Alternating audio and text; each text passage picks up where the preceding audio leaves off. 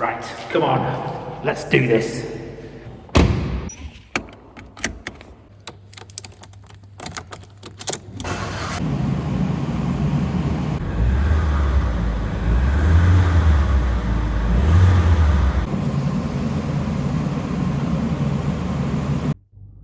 Alright, so it's not Porsche. I need more subscribers for that.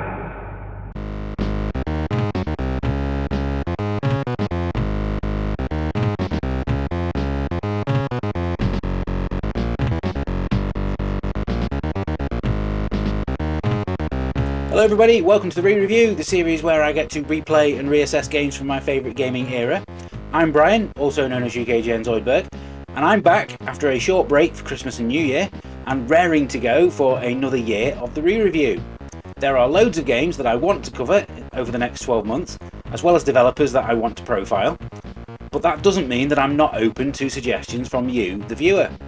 Stick around to the end of the video to find out how you can submit your suggestions for games that you'd like to see me cover, and I'll try to get round to doing those ones as well. In this episode, the game that I'm going to be talking about is one that had a profound impact on shaping the gamer that I am today, and that game is Test Drive, which was developed by Distinctive Software and published by Accolade and Electronic Arts in 1987. Hey, has anybody told you about the VIP memberships that we do right here on the channel? Not only will you get early access to most of the videos that we post, you'll also get exclusive access to full reruns of any live streams that we do, plus exclusive membership content. You'll even get one of these little badges that you can put on your name whenever you comment on anything, just to show people how long you've been a member for. If that sounds like something that might be of interest to you, it's only £1.99 a month, and you can find full details of how you can become a member in the video description, or just click the link on screen right now. You'll even get to help us choose what games we cover in future episodes of both the re-review and Retro Game Super Leagues, so why not check it out? For now though, let's get back to the video.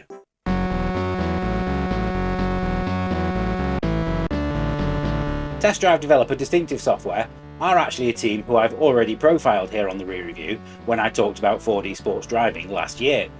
If you want to know more about them, go and watch that video. I'll try and put a link to it in the video description. So rather than go over the same ground that I've already covered, let's instead talk about the history of the Test Drive series itself. The original game was designed with a very simple remit, to allow players to experience the power and performance of luxury cars on the open road. It was published by Accolade in 1987 for Amiga, Atari ST, PC and Commodore 64, with Electronic Arts handling the publishing hit right here in the UK. I'll get on to what the critical consensus was in a second, but having sold well over 400,000 copies worldwide, it made a sequel inevitable. As the title suggests, the dual Test Drive 2, which came out 2 years later, reduced the number of cars that you could drive in the game from 5 to just 2. However, those two were the newly released Porsche 959 and Ferrari F40. It also featured multiple new locations to race in, and the ability to race against either the clock or an opponent. Although the reduced number of cars was initially a disappointment, the release of multiple data discs over the years allowed you to add more of them to the garage if you so desired. After multiple court battles between Accolade and Distinctive over the use of the game's source code to create a PC version of Sega's Outrun, the third game ended up being developed in-house at Accolade themselves. This time the game was only released for the PC.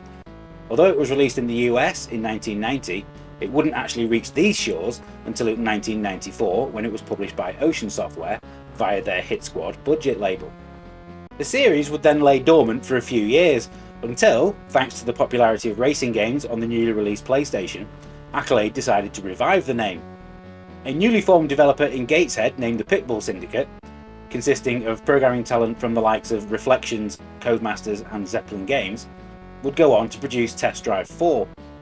It was released in 1996 and thanks to extremely strong sales would lead to a 5th and 6th game in the series released over the next 2 years.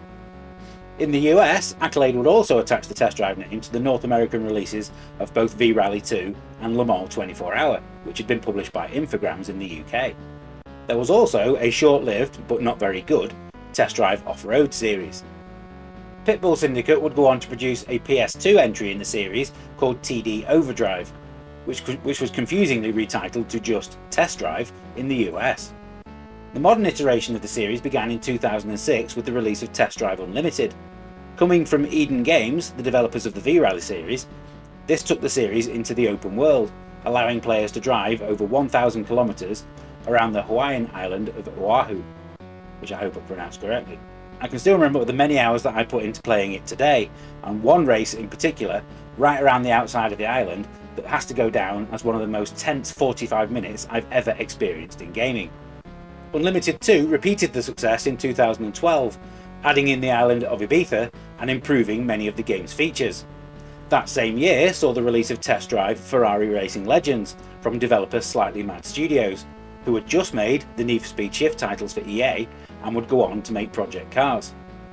Although an Xbox 360 version was produced, it was never actually released in the UK. Thankfully, I was able to buy a copy though, as it wasn't region locked, and I can report that it's a very good game. It took another 12 years, but we finally got another entry in the series with the release of last year's Test Drive Unlimited Solar Crown. And as much as I enjoyed it, it's a game that I find just as frustrating as it is brilliant. I really do hope though that it's a sign that the series is back for good, as far as I'm concerned, you can never have too many racing games. Now let's go back in time and check out what the reviews said about Test Drive when it first launched.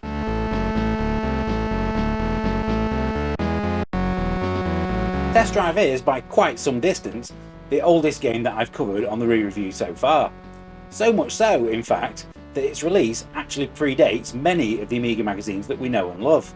Almost all of the reviews that I could find came from the pages of multi-format magazines, and it didn't score quite as highly as you might have thought. The first review to appear in the UK was in the January 1988 issue of Commodore User. Although both the graphics and sound scored quite well, and the reviewer felt that what let the game down was the lack of a challenge and the fact that the only thing you raced against was the clock. It ended up scoring 7 out of 10. The review in the February issue of Ace magazine liked the game a little bit more, stating that it was tremendously fun to play and that your interest in the game would probably only die down after you'd been playing it for a month or so. The overall score was 826 out of 1,000. Yes, they scored games out of 1,000. That same month, CMVG magazine awarded it a CMVG hit, with a score of 35 out of 40. They felt that the only thing letting it down was the amount of disk accessing between races. The Games Machine were probably the most critical, awarding it just 69% and saying that there just wasn't enough to do in the game. The final review came in the first ever issue of Amiga Computing in June, where they gave a motoring journalist a copy of the game and a steering wheel controller to see what they thought. The in-depth 4-page review stated that the game was impeccably researched but lacked that little bit of sparkle. The overall score was just 60%. Now I'm going to play the game again myself and see how it fares today. It's time for the playtest.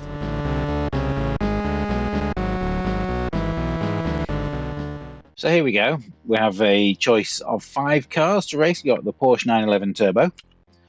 You have the Ferrari Testarossa, the Lotus Esprit, Lamborghini Countach, or the Chevy Corvette.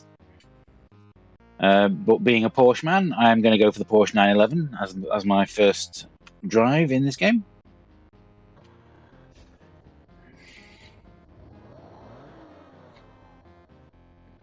This was one of those games that I would always see on a regular basis, being demonstrated in video game stores. This very much leans towards the simulation side of racing games. Gearbox is manual, and the controls are pretty responsive, it must be said. There is a kind of story to the game in that you essentially play the role of somebody who's turned up at a car dealership wanting to buy themselves a flashy new sports car, and you have to then take each one out for a test drive on these mountain roads. Ooh, a bird seems to have done its business on my windshield. I must say the crashes are probably the most disappointing aspect of the game, because no matter what you do, whether you over rev as I just did then, or crash into the mountain or crash over the side of the mountain, all that happens is that your windscreen shatters. Oh, that was the sign for the petrol station, so nearly at the end of the stage. And so there I have pulled into the petrol station. Only an average speed of 77. It took me 2 minutes and 15. At the time this game was released, I think my main gaming system of choice was probably the time when I went from a ZX Spectrum to an Atari ST. So I didn't actually get to play the Amiga version of it for quite a few years after its original release. But I think, considering the time that this game came out, it's held up quite well in terms of how it plays. The graphics are a little bit on the basic side. I think that was true when it was released. It's one of the underlying features of all the games made by Distinctive Software was the way that they highlighted how well you were steering by the little dot on the steering wheel. So whether you were playing this or Grand Prix Circuit or 4D Sports Driving, they were all pretty much the same. My tyres should be smoking, and my average speed was 125 that time. That's slightly better. Oh no, I'm being chased by the police.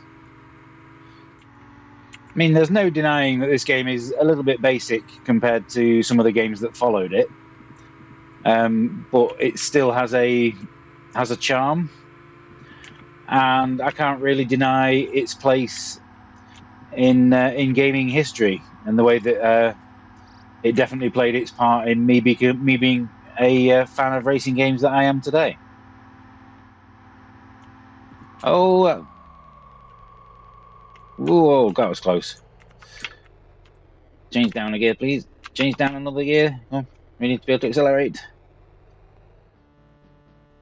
What's the matter? Couldn't find. Oh, that's a bit insulting. Couldn't find third. It's a shame that there's not so much different scenery in this one, but that was what was to come in its sequel. Let's try the Lamborghini for my second car. Where is the Lamborghini? The Lamborghini is apparently the car in the game that has the fastest acceleration, so let's give it a go. This car seems to be definitely a lot faster than the Porsche. I've got up to approaching 150 miles an hour without much effort. No, I only had an average speed of 69. That's pretty appalling, really. Unfortunately, that is pretty much all that there is to see in this game. As I say, the scenery never changes. It's nice that the dashboards change depending on the car that you're driving. And the handling is pretty nice. I think there's still a charm to it, but let's get to the final summary and I'll break down my feelings in that. So let's move on to the re-review itself. Along with Formula 1 Grand Prix, Checkered Flag on the Spectrum, and the arcade version of Outrun, Test Drive is one of those games that made me fall in love with racing games as a genre. It's hard to imagine a world where the Need for Speed or Gran Turismo series existed if this game hadn't paved the way for them. However, it hasn't aged quite as well as I would have hoped. First off, the attention to detail that is lavished on each car is still impressive today. The profile screen for each one is filled with every detail that you could want to know about them, and the cars themselves look suitably glossy. Add to that the detailed dashboard that appears for each one as you play, and it's clear that this is a game that was made by people who have a passion for cars, for players who share that passion. What a shame then that there's just not that much content to play. You're only ever really playing against yourself, trying to beat your score from the last time you played, and that can only really hold your attention for so long. Every stage of the game looks exactly the same as the last one too, and that could also make you lose interest quite quickly. Thankfully though, the cars do handle brilliantly and the controls are responsive, so I still had fun regardless of the limitations. Let me once again point out though that I am saying this about a game that is nearly 39 years old. There are probably people out there watching this video right now who weren't even around when this game was first released. In 1987 this was pretty revolutionary, so consequently there is a rose-tinted element to my opinions. It's only really the lack of content that sees Test Drive land where it does on the Racing Simulator Super League. Its sequel may have all the extra content and data discs, but it is actually this one that I would rather play. I think, even though I enjoy the game, that I can't really give it any higher than 6 out of 10 as my score today. There's no question that this was an important game for me personally, but unfortunately, it's still a little disappointing.